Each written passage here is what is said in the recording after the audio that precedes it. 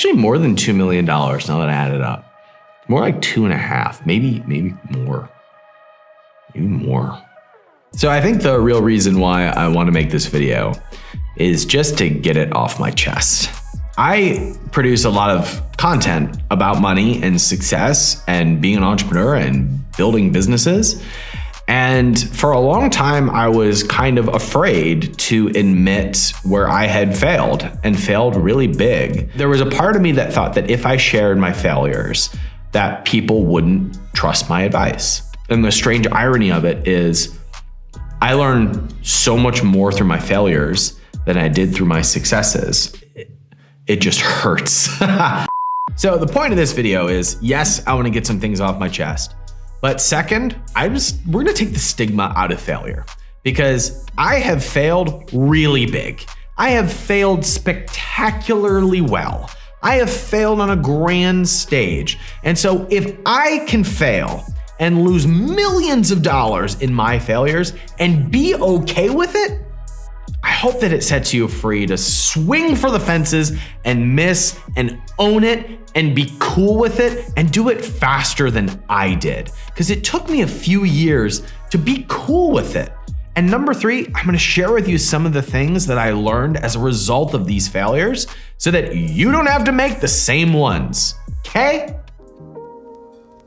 So I have one project in particular that has lost a lot of money. And I bought this business back 3 or 4 years ago. And at the time, it seemed like the right thing to do. I bought this business for $2.7 million with the intent of growing it and also launching other brands and businesses within the umbrella of this business. And my business partner and I had a really great thesis for where we were going. It just didn't go the way that we thought it would. And as of this video, I've lost about $1.5 million from that project specifically. And if nothing were to change, and I think it will, but if nothing were to change, I'll end up losing $2 million from that project in total. However, that's not the end of it. Also, well, back in 2017, I had the best business year of my life. I sold a business, and after, I had a 50-50 partner, and after I paid taxes and after everything shook out, I walked away with about $5 million. And that $5 million, if I had just put into index funds, if I had just put it into any boring investment, it'd be like $10 or $15 million. But I didn't. I invested it into other things, one of them being this business, and also some other businesses that I shouldn't have invested in. In fact, I lost another $1 million from one of the investments that I made from the money that I had taken home from that exit. Yes, that hurts. Yes, it does not feel good to have lost that amount of money. Now, of course, there's a little bit of this coulda, woulda, shoulda going on, and we've all got coulda, woulda, shouldas, right? We coulda, woulda, shoulda bought Bitcoin at $100. Coulda, woulda, shoulda bought Apple stock at $10. Coulda, woulda, shoulda bought Tesla and held it for much longer than I did, right? You could do this all day long about the things that you wish you would have done or hadn't done, and how your life would be different if you had or hadn't done those things. And I carried that with me for years, especially the one where I bought this business and I put a lot of heart and a lot of hard work into it, and it just didn't work out the way that I wanted it to. Do you know how many times I played the numbers in my brain as I was falling asleep to make sure that I had enough money to make the debt payment on the business that I bought? Because we borrowed money to buy that business, and a large majority of everything that I've made ever since then has gone to service that debt.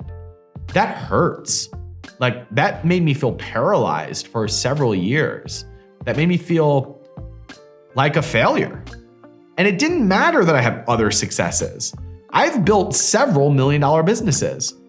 I've had an 8-figure exit. I run an investment fund that is working with deals right now that I'm very confident are gonna have sizable exits. I've helped create hundreds of millionaires. I have people who recognize me on the street everywhere I go around the world from people who say, not only, hey, I like your videos, but hey, I built a 7-figure business because I watched your content.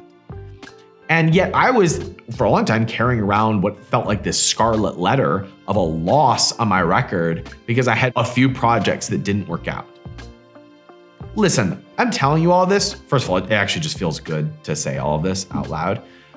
But second of all, I want you to know that I had experienced that feeling of other people seeing the successes and me knowing about the failures. And when you keep that inside, all you ever think about is the failures, and you can't even accept the accolades that other people give you.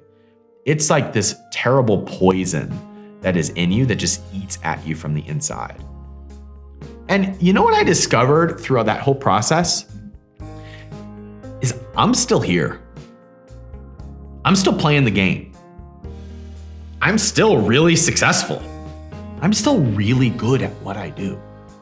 I'm actually better at what I do now because of all those failures, because I can advise all the entrepreneurs I work with to avoid those pitfalls. Entrepreneurship is not a one-year plan. That's ironic because I literally wrote a book called 12 Months to $1 Million. But entrepreneurship is a life sentence. I'm going to be playing this game for another 60 years. I'm going to be playing this game for decades. I'm going to make tens of millions of dollars because I know how long I'm going to play this game, and I know what I've done up to this point and what I'm going to do moving forward. And yet I couldn't shake the one failure because I felt such shame around it. And the minute that you just accept it for what it is and deal with it and grieve it and process it, there's no more shame around it anymore. And the irony of that is that that's when you're in a powerful position to change the situation. The more that you can accept the situation for what it is, the more power you have to change the situation. I couldn't fix the business that I was trying to fix because I was carrying around such shame around it that I wasn't in a position to be able to adequately address the problems that the business had. I had to accept it, deal with it, process it, and now move through it to even have the clarity of the decisions to make, be able to turn that thing around. The strange irony of entrepreneurship is that when you can forget about the results that you're gonna get and you go all in on the customer that you're wanting to serve and you're creating products for them that they're gonna love, that's when you profit. That's when you get all the accolades. Elon Musk wasn't nobody until he almost went bankrupt building a company that other people loved. He didn't become the richest person in the world until he built the company that solved a problem that pretty much everybody in the world wanted to solve. That's why Elon Musk is Elon Musk. People see him now and say, must be nice, but he was serving other people for decades before he got any accolades. Entrepreneurship is about being really fucking humble for a really long time and being in service to other people for long enough that you start to get the reward. And then everybody looks at your success and your results, and then you get a little bit of ego, and then you forget about the humble roots you came from, and then you get humbled, and you remember that this is not about you, that it is all about your customer. I have been guilty of saying to clients that I'm working with who they're talking about, well, I want to make more money and I want to grow this thing. And I have been guilty of interrupting them and saying, fuck you, you don't matter, only your customer matters. And I only know that, and I can only say that from a place of love, and they know that I'm saying it from that because I've made the same mistake and it just became like a downward spiral. But I'm still here. I'm still playing the game. I've still got lots of wins. I've still got as much motivation and inspiration and knowledge and experience to be able to carry me into the next chapter of my career. But it took a lot of pain and shame to get to the place where I could finally just accept that I've got losses too, and really big ones. So here's what you need to know. You're gonna make mistakes. You're gonna make errors. I've made them. I made really big ones, and they hurt. The bigger you get as an entrepreneur, the bigger your mistakes are gonna be. This idea that as you grow, you're gonna make fewer and fewer mistakes is wrong, because you're going to grow faster and faster and do things on a bigger and bigger scale. That means that your mistakes are gonna be $1 million mistakes. You will never stop making mistakes. You will never stop losing at things. You're just gonna win bigger and lose bigger. So I lost $2 million. It's actually a lot more than that. And I'm better for it. And I'm almost to the point where I'm thankful for it. Not quite there. It still hurts. It's still not fun to talk about all the time. But I know I'm better for it. And I know that because I'm better for it, I will have the opportunities that far surpass what I have lost. And somewhere along that journey, I'll be grateful for the losses. Hey, thanks for watching this video. Thanks for watching this whole rant. If you made it to this point in the video, let me know in the comments.